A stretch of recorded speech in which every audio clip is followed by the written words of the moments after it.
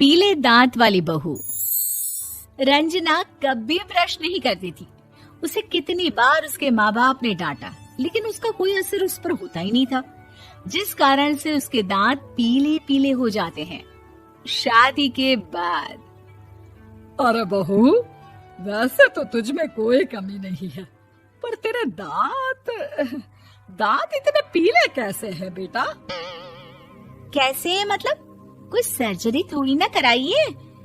वो तो क्या नाम, मैं ब्रश नहीं करती थी तो पीले हो गए। अब क्या करूं? आप कहें तो लाल करवा लूं या फिर काले? यार ये क्या है, क्यों माँ से लड़ रही हो? लड़ रही हूँ? अरे मैं लड़ रही हूँ या ये बोल रही है कि दांत पीले हैं, पीले। अरे तपस्या थोड़ी ना की है इन्हें पीले करने के लिए। बकायदा ब्रश नहीं किया है 20 साल तक, तब जाकर। छी, कैसी बात कर रही हो? ये उस वक्त तो पीले नहीं थे जब हम लोग तुम्हें देखने आए थे। अरे तब साफ करवा लिया होगा डेंटिस्ट के पास जाकर। अब देखो कैसे पीले पीले लग रहे हैं। रंजना सास की तरफ गुस्से से देखती है। फिर शुरू हो गई पीले पीले पीले।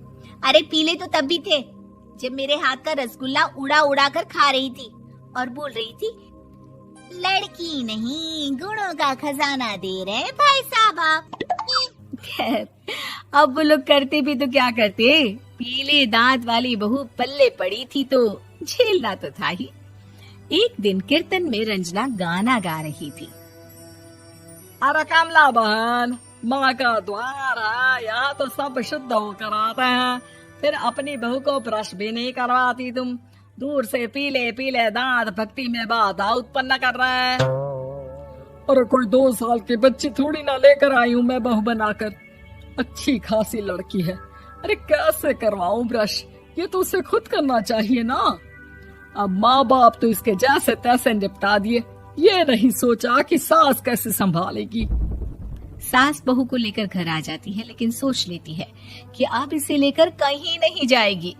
अगले रोज बहू कहती है, अरे क्या हो गया, मंदिर नहीं जाना क्या? कीर्तन का वक्त हो रहा है। मेरी मधुर वाणी से कान्हा जी जागते हैं और सोते हैं। आप तो जानती है ना उनकी भक्ति में कितना मन लगता है मेरा।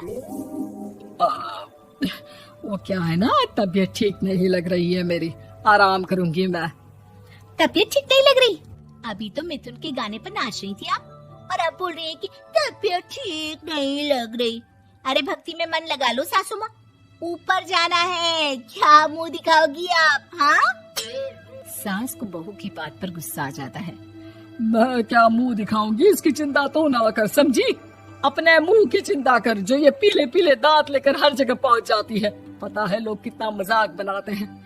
ना जी ना, मैं नहीं जाना कहीं तेरे साथ। तो ये बात है, कोई ना, मत जाओ, मैं अपने कमरे में ही बैठकर भक्ति कर लूंगी। ऊपर वाला दांत थोड़ी ना देखता है, मन देखता है, भावना देखता है। और अरे बस बस, तू सब कुछ दिखा, बस ये सफेद चमकदार दांत ना दिखाना किसी को, है? जा यहाँ से। बहू को सास की बात का कोई फर्क नहीं पड़ता, वो तो जैसी थी वैसी ही रह जाती है। सुबह नहाकर किचन में खाना बनाना, फिर खाना खाना, कीर्तन भजन करना और सो जाना। एक दिन, माँ जी मैं सहेली के घर जा रही हूँ, शाम को लेट आऊंगी। हाँ हाँ तो जाना, मैंने कौन सा तेरी आरती करनी है घर पर बैठकर। रंजना सहेली के घर जाती है, जहाँ वो पार्टी में जाने की तैयारी कर रही होती है। अरे शिखा, कहाँ जाने की तैयारी कर रही है? मैं गलत वक्त पर आ गई क्या? अरे नहीं यार, उल्टा सही वक्त पर आ गया। मैंने ये साड़ी और ज्वेलरी निकाली है यार, शाम को इनके ऑफिस की एक पार्टी में जाना है। बताना कैसा लग रहा है ये सब? नहीं यार, इस ड्रेस के साथ तो वो वाली ज्वेलरी अच्छी लगेगी। हाँ हाँ सही बोल रही है, मैंने ध्यान ही नहीं दिया। वैसे तो हमेशा से मस्त फैशन सेंस रखती है। तो बड़ा जाती होगी ना पति के साथ पार्टी में।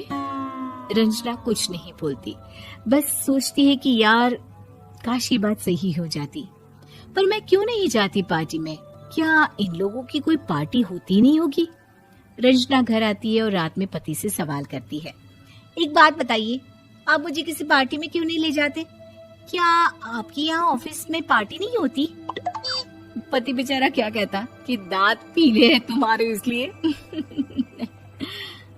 अरे कोई पार्टी होती नहीं हम लोगों के ऑफिस में, तो कहाँ से लेकर जाऊं? और मार्केट, मॉल, कहीं वीकेंड घूमना, कहीं तो। अरे यार सारे हफ्ते में एक छुट्टी मिलती है, तो सोचता हूँ कि आराम ही कर लूं। क्यों? रंजना मन मार के रह जाती है। पहले कभी सास के साथ मंदिर जाया करती थी, लेकिन वो भी सास ने ले जाना बंद कर दिया। घर बैठी बैठी रंजना बोर हो जाती है। तभी उसे आइडिया आता है और वो मायके जाने का सोचती है। सासू माँ, 2 दिनों के लिए मम्मी के घर जा रही हूँ। अच्छा ठीक है, आराम से जा। और हाँ, माँ से कुछ अच्छी आदत सीख कर आना कि कैसे शरीर के हर भाग की तरह दांतों की सफाई भी जरूरी होती है, समझी? शुरू हो गई ना आप। वो लोग आपकी तरह नहीं है कि छोटी छोटी बात का बतंगड़ बना दे। उन लोगों के लिए मैं मायने रखती हूँ, ना कि मेरे पीले पीले दांत। रंजना माँ को बिना बताए उन लोगों को सरप्राइज देती है, लेकिन जैसे ही वो दरवाजे पर पहुंचती है, अंदर देखती है कि घर वाले कहीं जा रहे होते हैं। अब माँ, काश रंजना दीदी के दांतों वाली प्रॉब्लम नहीं होती, तो वो भी हम लोगों के साथ चलती ना बुआ जी की बेटी की शादी में। हाँ बेटा, लेकिन अब उसे कौन समझाए कि उसको उसके पीले दांत नहीं दिखते, लेकिन उसके आसपास के लोगों को कितना एम्बैरेसिंग फील कराते हैं। मुझे तो कितनी बार उसके स्कूल की टीचर ने शिकायत की कि उसके साथ कोई लड़की बैठना भी नहीं चाहती, और ना ही कॉलेज में कोई उससे बात करना चाहता था। लेकिन पता नहीं क्यों उसे ये बात समझ में ही नहीं आती। कोई कमी नहीं है उस लड़की में, बस यही कि दांत पीले हैं। वो तो भला हो जीजा जी और उनकी माँ का, जो दीदी को जैसी है वैसे ही रखा हुआ है। रंजना को अपने घर वालों की बात सुनकर बहुत दुख होता है। वो सोचती है कि वो क्या करे, लेकिन फिर वो सीधा डेंटिस्ट के पास जाती है, अपने दांत चमकाती है और कसम खाती है कि वो रोज ब्रश करेगी। अरे क्या हो गया? तुम तो 2 दिनों के लिए गई थी ना, पर कोई ना, अच्छा है, चलो आ गई तो। रंजना सास के सामने आकर खड़ी हो जाती है और पूरी स्माइल करती है, उसके चमकदार दांतों को दिखाती हुई। हैं? चले मंदिर। माँ, मुझे माफ कर दीजिए, मैंने आप लोगों को बहुत एम्बैरेसिंग फील करवाया। मैं आज से रोज ब्रश करूंगी। उम्मीद है कि आपको हमारी ये कहानी पसंद आई होगी। कृपया हमारे चैनल को सब्सक्राइब करें और सभी अपडेट्स के लिए बेल आइकन जरूर क्लिक करें। और हाँ, वीडियो लाइक और शेयर करना मत भूलिएगा। Bye bye.